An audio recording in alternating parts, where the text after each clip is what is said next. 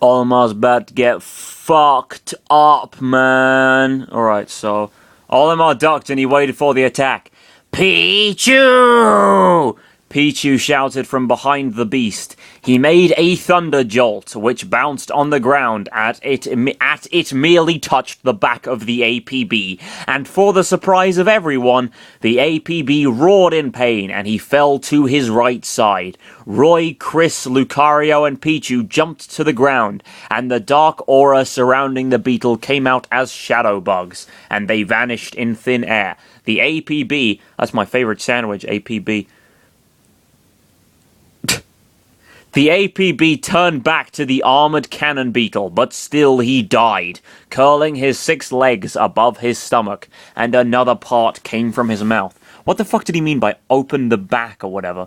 Alright, so another part came from his mouth, whatever. Okay, another part. So what does an armored cannon beetle look like? Armored cannon beetle. Ugh. Oh, what the fuck? Ah, that's hideous. Ugh. Ugh. I don't want to dwell on that fucking thing. Ugh. Ugh, I'm gonna move away. Any fucking armored cannon beetles down there? I don't want you in my presence. Fuck that shit. Ugh. Ugh. Ugh. Oh, that's fucking horrible. Oh, jeez. Alright. And another part came from his mouth. "Victory!" yelled Roy with his sword pointing to the sky, and the crowd cheered the heroes. Okay. Music stops. Good. "Pikmins, carry the pot and the corpse," Olimar ordered. His army of red Pikmin lifted the pot and the corpse of the ACB. I changed the name again. Oh no, it's the armored cannon beetle now. That's okay. It's not an armored Pikmin. Sorry. Primid. That was a very unfortunate combination. He's not armored primate beetle anymore. My mistake. You're totally okay. AuraChannelerChris, that is fine. It is the armored cannon beetle, and thus it is perfectly acceptable to be referred to as an ACB, as opposed to an APB, as it was previously known. ACB is also one of my favorite sandwiches. His army of red Pikmin lifted the part and corpse of the ACB. It's also my favorite song by Niz Loppy. I wonder if anyone will get... Well, you know... A, I wonder if anyone is still watching this. B, I wonder if anyone who is still watching this will get that joke. You know, I wonder what the Venn diagram of that looks like. People still watching this, people who will get the joke, if there's a correlation at all. I don't know. I don't know if that song was a hit in America.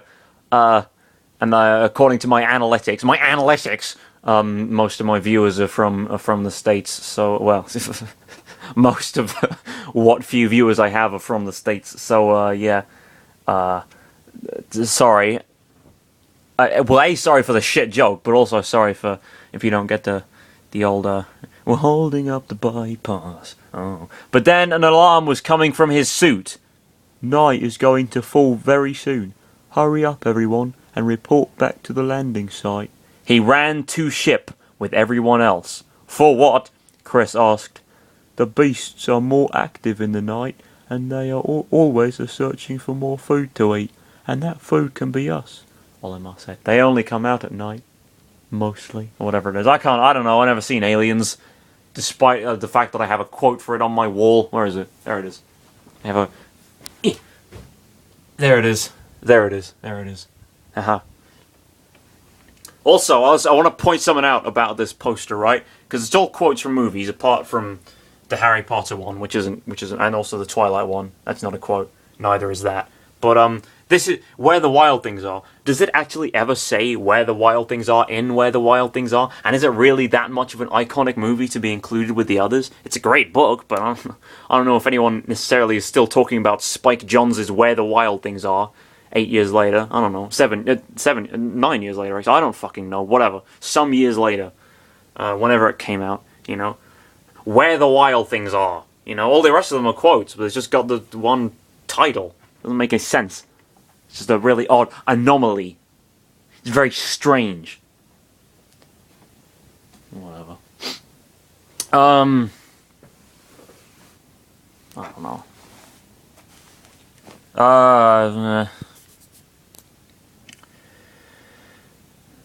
and that food can be us, Olimar said. The distant spring landing site. Luckily, Olimar did found the other parts of the ship at time. The area was empty of the SS Dolphin parts. I can't take the Pikmin off the ground in time. Olimar was plucking every Pikmin from the ground that the corpse of the ACB left behind. Unfortunately, there wasn't time left to pluck all of them in time. Let me help you. Chris ran to help Olimar. After he plucked one Pikmin, he glowed in a bright light for a little moment, and he got another job at his disposal. His clothes of swordsman changed, and was now wearing a helmet on his head, with a blue light on the top. His clothes were now the standard clothes he was always using. He also saw a whistle in his right hand, and the Pikmin he plucked from the ground was behind him. Pikmin, Captain! The only way to fight in this job is by ordering your Pikmin to attack any enemy. You need to have at least one or more Pikmin to exploit this job to the fullest. Use the whistle to call them back, and then command again. I mean, what, does it completely immobilize all use of your hands? You can probably fight some other way. You know, if Olimar was having a dispute, he could probably punch the shit out of somebody. It might not be very strong, because he's a little man, but, you know, he could still, you know, hypothetically, he could still beat someone up, couldn't he? You know, unless all sort of striking power has just vanished from his being. What if he fell on someone? That would still constitute an attack, wouldn't it? 10. What's wrong with this Pikmin? He doesn't want to return to his onion, Chris said. 9. Tell him to do it, Olimar said. 8. Go and return to your onion now, Chris said, pointing at the red onion. The red Pikmin nodded, and he climbed one of the 3 legs of the onion. That was an exceptionally long second. 7. You need to hang into something to escape from this place, Olimar said inside his ship. 6. But what? Pichu asked. 5. Roy looked at the legs of the onions. 4. Think, Pikachu said in a thinking position. 3. Grab the legs of the onions, Roy said, grabbing a leg of the blue onion. I almost vomited then. That's fucking weird. I can't say I was expecting that. I'm sorry for sharing that with on the video. I just yeah. Sorry, I almost accidentally regurgitated some toast. That was disgusting. I apologize. Okay, where was I? Okay, let's just try that a little bit again. Grab the legs of the onions, Roy said. I don't know what the fuck his accent even is anymore. It doesn't even sound all that, you know, North American. It just kind of sounds weird. Roy said, grabbing a leg of the blue onion. Everybody looked at each one and nodded. 2. Chris and Lucara. I feel really terrible now, actually. Now, not like emotionally, just sort of physically. I feel unwell now that I've done that little hiccup / whatever the fuck it was. I just, yikes. I might have to take a break from this for a little while. Probably all the shouting and stuff. Okay, everybody looked at each one and nodded too. Chris and Lucario grabbed the remaining 2 legs of the blue onion. Pichu, Jigglypuff, and Pichu, Jigglypuff, and Pikachu grabbed the legs of the yellow onion. 1. Mewtwo, Pit, and the Ice Climbers grabbed the legs of the red onion. 0. Ignition, Olimar shouted. His ship was starting to take off to the sky. The 3 onion, along with the 10 smashers, took off from the ground. They saw many bugs coming from the ground and searching for food, as Olimar told them before. Well, that was fucking quick. So wait, the second night falls, everyone just fucking has a carnival or whatever. I don't know. Everyone just fucking loses their minds. Alright, and searching for food, as Olimar told them before. They sighed in relief. and looked above, and looked above the night of the sky.